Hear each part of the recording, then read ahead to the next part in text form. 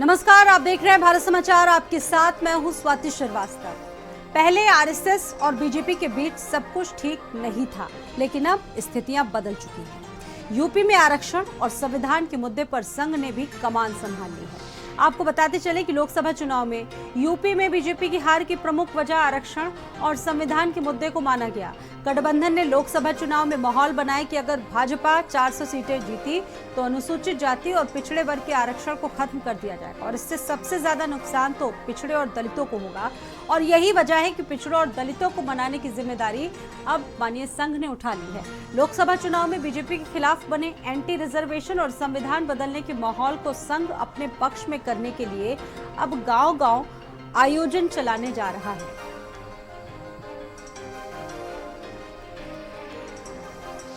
संघ एक सांस्कृतिक संगठन है जो देश के परम वैभव के लिए, देश के सर्वांगीण विकास के लिए, सांस्कृतिक मूल्यों की रक्षा के लिए, संस्कृति और संस्कारों के लिए काम करता है। संघ गैर राजनीतिक संगठन है और वो सांस्कृतिक आधार पर ही काम करता है। आरएसएस अपने आप को एक सांस्कृतिक संगठन कहती है, लेकिन वो भारतीय जनता पार्टी को पूरा कंट्रोल करती है। भारतीय जनता पार्टी आरएसएस की पॉलिटिकल विंग है। भारतीय जनता पार्टी के सारे फैसले आरएसएस के ऑफिस में होते हैं। वो भारतीय जनता पार्टी को पूर्ण रूप से गाइड करती है और भारतीय जनता पार्टी उनकी पॉलिटिकल विंग है। तो अभी आपने दोनों प्रवक्ताओं को सुना, दोनों एक दूसरे से किस तरीके से विरोधाभासी बयान दे रहे थे। अब जिस तरीके से लोकसभा चुनाव का एक बड़ा इम्पैक्ट देखने को मिला, अब बैकफुट पर आ गई है बीजेपी और आरएसएस। संदीप खेर इस खबर पर मेरे साथ मौजूद हैं। संदीप, जिस तरीके से लोकसभा चुनाव में एक बड़ा खामियाजा सरकार को देखने को मिला, बीजेपी को देखने को मिला, सीटें आधी से भी कम हो गई, उसके बाद संघ और बीजेपी साथ साथ आ चुकी है, लेकिन अब इसको लेकर भी विरोधाभास की स्थिति शुरू हो चुकी है। अभी प्रवक्ताओं की बात सुन रहे थे हम लोग, उसमें उन्होंने बताया कि किस तरीके से चीज़ें स्थिर करने की कोशिश है। समाजवादी पार्टी ने भाजपा पर आरोप लगाया, लेकिन भाजपा ने बताया कि एक सांस्कृतिक चीज़ है और सांस्कृतिक गतिविधियों को आगे बढ़ाने का काम आरएसएस करता है।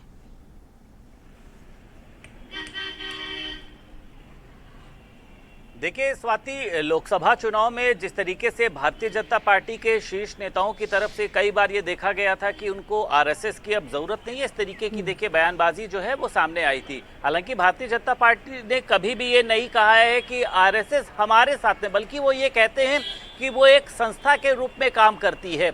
अब देखिए आरएसएस भारतीय जनता पार्टी के साथ में इसलिए भी लगने जा रही है क्योंकि जो भारतीय जनता पार्टी के नेताओं की तरफ से कहा गया था कि हमें आरएसएस नहीं चाहिए, अब हम मजबूत स्थिति में हैं, तो उसका खामियाजा उनको भुगतना पड़ा था। अब जो आने वाले समय का चुनाव है, वो चाहे उपचुनाव हो चाहे विधानसभा चुनाव हो, एक बार अब फिर से भारतीय जनता पार्टी को आरएसएस की जरूरत पड़ी और आरएसएस देखिए अब गांव-गांव पहुंचने जा रही है। जो दलित और पिछड़ों को लेकर समाजवादी पार्टी अपना पीडीए चला रही है, वहां पे आरएसएस पहुंचेगी और उनको बताएगी, क्योंकि ये अभी भी चल रहा है कि जो एक एंटी रिजर्वेशन की बात करी जाए, उसी के साथ साथ जिस तरीके से अखिलेश यादव ने तमाम मुद्दों को लेकर, वो मुद्दे जो हैं अभी भी जिंदा हैं, यानी उनका नुकसान भारतीय जनता पार्टी तक पहुंच सकता है।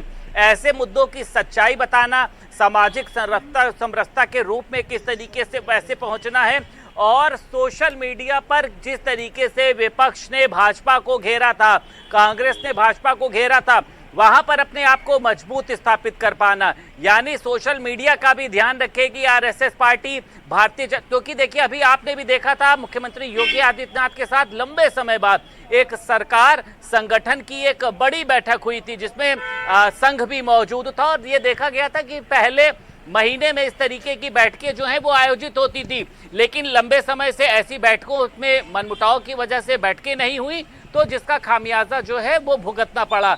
लेकिन अब तीनों लोग जो हैं, आरएसएस की बात करें, संगठन की बात करें, सरकार की बात करें, अब तीनों एक प्लेटफॉर्म पर हैं। अपने आप को मजबूत करना, विपक्ष को कमजोर करना, विपक्ष की साजिशों को लेकर लोगों के बीच में पहुंचना, और ये काम अब करेगा आरएसएस। यानी भाजपा के लोग तो अलग जाएंगे ही, लेकिन आरएसएस के लोग भी गांव-गांव पहुंचेंगे, वहां पर रात्रि विश्राम करेंगे, वहां के जो बुद्धिजीवी लोग हैं उनसे मुलाकात करके बताएंगे कि असल में आपकी हितैषी सरकार कौन है, समाजवादी पार्टी किस तरीके से पीडीए के नाम पर लोगों को धोखा देने का काम कर रही है, किस तरीके से अपने परिवारवाद को बढ़ावा दे रही है। क्योंकि आरएसएस देखिए, यानी कि इस बार आरएसएस के कंधों पर पूरी जिम्मेदारी, पूरा दारोमदार है, क्योंकि पीडीए वाला जो दांव अखिलेश यादव और जिस तरीके से विपक्ष ने मिलकर चला था, वो विपक्ष तो बड़ा कारगर हथियार बना, और अब उस पीडीए के दांव को कमजोर करना चाह रहा है विपक्ष, बीजेपी।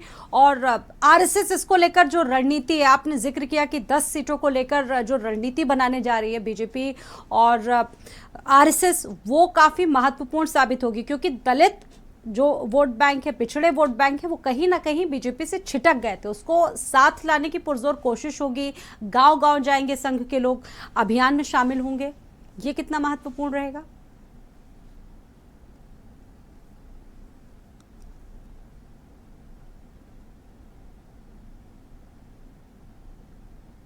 लोग ही नहीं, बल्कि जो आरएसएस से जुड़े हुए लोग हैं, वो लोग भी भारतीय जनता पार्टी से छिटक गए थे। इसीलिए लखनऊ में ये बैठक आयोजित करी गई थी, जिसमें अब ये कहा था कि भाजपा के जो भी अब कार्यक्रम होंगे उसमें आरएसएस के लोग जो हैं, यानी संघ के लोगों की मौजूदगी होगी, जिससे पता चले भारतीय जनता पार्टी किस तरीके का प्लान बना रही है, किस तरीके किस तरीके की रणनीति तैयार कर रही है। क्योंकि यही तो हुआ था, आरएसएस के लोग मौजूद नहीं होते थे, भारतीय जनता पार्टी जो रणनीति बनाती थी वो लोगों तक पहुंच नहीं पाती थी। अब आरएसएस इसलिए एक बड़ी देखिए जिम्मेदारी निभाने जा रहा है। राष्ट्र की बात करें, हिंदुत्व की बात करें, तमाम मुद्दों को लेकर देखिए वो लोगों के बीच में पहुंचेगा। लोगों को लगता है कि अयोध्या की सीट हार गए तो राम मंदिर इनके लिए कभी राजनीति का विषय रहा ही नहीं था। ये हमेशा से कहते थे आस्था का विषय है, लेकिन इनके लिए देखिए विषय ये है क्योंकि विपक्ष अभी भी संविधान आरक्षण के मुद्दे को लेकर इनको घेर रहा है। जबकि भारतीय जनता पार्टी ने कहा कि राहुल गांधी अमेरिका पहुंचे, उन्होंने कहा भारत जब बेहतर स्थिति में होगा तो हम एससी, एसटी, ओबीसी का आरक्षण खत्म कर देंगे। तो आरएसएस की मुझे लगता है कि देखिए उपचुनाव को लेकर, विधानसभा चुनाव को लेकर एक बड़ी भूमिका रहने वाली, लेकिन हाँ वो साइलेंट तरीके से अपना काम कर रहा है। कभी भी भारतीय जनता पार्टी का कोई नेता या मंत्री ये नहीं कहेगा कि भारतीय जनता पार्टी हमारी तैयारियों में लगा हुआ है, लेकिन आरएसएस के लोग गांव-गांव पहुंचेंगे, बस्ती-बस्ती पहुंचेंगे, लोगों के घर पहुंचकर उनको समझाने का प्रयास करेंगे कि आपकी हितैषी सरकार भारतीय जनता पार्टी है। भारतीय जनता पार्टी ने किस तरीके से फ्री राशन योजनाओं की बात करी जाए, सिलेंडर की बात करी जाए, घर चलिए बहुत धन्यवाद आपका संदीप, पूरी जानकारी देने के लिए। तो आरएसएस के कंधों पर पूरा दारोमदार है। हालांकि अब पीछे से अब बीजेपी की तमाम सीटों को जिताने की पूरी कोशिश होगी, और देखिए उपचुनाव होने हैं 10 सीटों पर, और ऐसे में आरएसएस की पैनी नज़र है, क्योंकि लोकसभा चुनाव में जिस तरीके से तमाम जो वोट बैंक था वो छिटक गया था, उसके बाद संघ और बीजेपी दोनों कहीं ना कहीं बैकफुट पर आ गए, और अब आरएसएस गांव-गांव जाकर खुद प्रचार करेगा बीजेपी के लिए। संविधान और आरक्षण पर चर्चा होगी। बढ़ते अगली खबर की तरफ।